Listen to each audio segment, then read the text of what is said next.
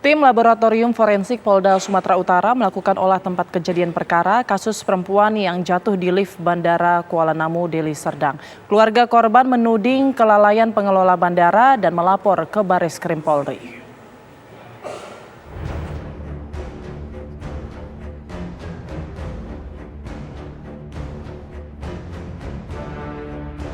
CCTV yang beredar luas di publik ini menjadi tanda tanya banyak pihak, terutama keluarga Aisyah Sinta Dewi Hasibuan, perempuan yang tewas setelah terjatuh dari lift di Bandara Kuala Namu, Deli Serdang, Sumatera Utara. Polisi pun memberikan perhatian pada kejadian di lift yang terekam CCTV tersebut. Olah tempat kejadian perkara pun digelar oleh tim Lab4 Polda Sumatera Utara. Polisi terlihat memberikan perhatian khusus pada lift yang dinaiki Aisyah saat itu. Setiap sudut lift diperiksa dengan teliti. Mereka juga mengecek pengoperasian lift tersebut. Begitupun kelistrikan lift dan tak luput CCTV yang diduga merekam korban saat itu. Polisi terlihat memberikan perhatian khusus terhadap penempatan kamera CCTV dalam lift. Pakar telematika mempertanyakan rekaman CCTV yang dinilainya aneh dari sudut perekaman. Selain itu, masih banyak pertanyaan lain dari rekaman CCTV yang viral di detik-detik terakhir hidup Aisyah. Harusnya Pak? Nggak mungkin, karena semua kamera CCTV itu modelnya bukan yang model menyorot, tetapi model dome. Dia model dome itu jadi dia menempel di atas dan bulat, sehingga tercover seluruh area sampai apa angle-nya wide gitu harusnya. Ya, wide, dan kemudian sedikit ada kayak fish eye lah, cembung-cembung gitu, agar kelihatan apa yang dia lakukan. Tujuannya bukan untuk ada yang kecelakaan aja, tetapi kalau ada kriminal, kalau ada asusila, kalau ada orang in and out, ada yang dicurigai, pelaku apapun gitu kan. Nah, hal ini yang diedarkan kepada masyarakat, yang teredar itu Zoom, ini udah aneh. Selain mengecek penempatan kamera CCTV, polisi juga mengukur celah antara bibir lift dengan lantai yang cukup lebar untuk membuat Aisyah terjatuh pada 24 April lalu. Sementara itu, keluarga Aisyah melaporkan dugaan kelalaian mengakibatkan korban tewas ke Bareskrim Polri. Mereka melaporkan 6 perusahaan termasuk Angkasa Pura II. Meski kasus sedang ditangani Polda Sumatera Utara, keluarga ingin kasus ini ditangani Bareskrim Polri dikarenakan 6 perusahaan yang dilaporkan merupakan perusahaan besar dan melibatkan pihak asing. Karena kalau di daerah bukan kita mensebutkan daerah, bukan. Hanya ini terlibat ada orang-orang pihak dari luar negeri. Kebetulan kan Bapak ini sebagai suami dari almarhumah juga orang negara Malaysia. Jadi cakupannya biar lebih luas saja. Karena memang berkaitan dengan PT-PT ini di bawah naungannya pimpinannya orang-orang luar juga. Jadi lebih luas saja jangkauannya. Kejadian tragis yang menimpa Aisyah ini terjadi saat ia mengantarkan keponakannya untuk terbang dari Bandara Kuala Namu 24 April lalu. Setelah mengantarkan keponakannya, Aisyah sudah sempat keluar ke parkiran bandara. Namun tiba-tiba keponakannya menelepon agar Aisyah kembali ke dalam bandara. Saat Aisyah menaiki lift, tiba-tiba lift macet dan membuat Aisyah panik lalu menelepon sang keponakan. Di tengah percakapan keduanya, tiba-tiba telepon Aisyah mati dan sejak itulah keluarga mencari-carinya.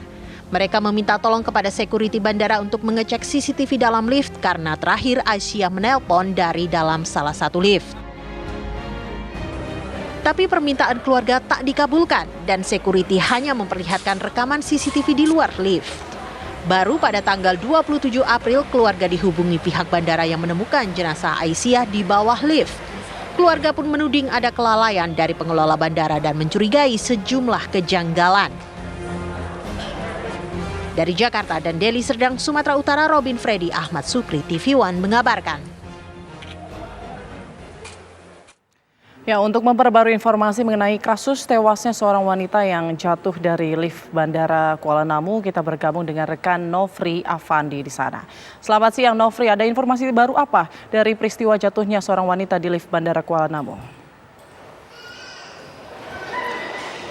Ya Putri dan juga pemirsa, PT Angkasa Pura II atau AP2 kembali melakukan pemeriksaan terhadap fasilitas di Bandara Kuala Namu seperti mengevaluasi fasilitas di bandara-bandara yang berada di lingkungan grup perusahaan PT Angkasa Pura II dengan melakukan pemanggilan terhadap vendor-vendor fasilitas antara lain vendor lift yang mana pemanggilan vendor lift ini sebagai buntut kasus tewasnya Aisyah Sinta Dewi Hasibuan karena terjatuh dari lantai 2 lift Bandara Kuala Namu.